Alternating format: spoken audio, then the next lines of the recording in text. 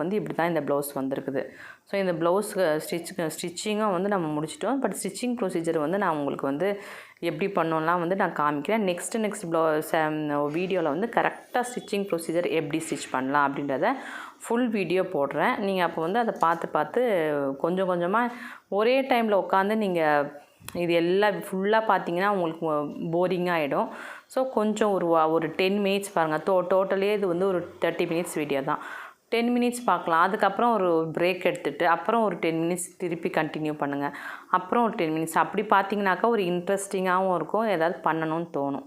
So இப்போ நம்ம அப்படியே பின்னாடி வந்து ட்ரேசிங் பண்ணின்னு இருக்கோம். அது முன்னாடி என்ன இருக்கும் அதை அந்த டெய்லர்ஸ் வீலில் வச்சு ஒரு ப்ரெஷர் பண்ணிங்கன்னா வந்துடும். இல்லைனா கை வச்சு கூட நம்ம பாயிண்ட் பண்ணி கூட பின்னாடி பண்ணிக்கலாம். எப்படி ஈஸியாக இருக்கோ அப்படி பண்ணிக்கலாம்.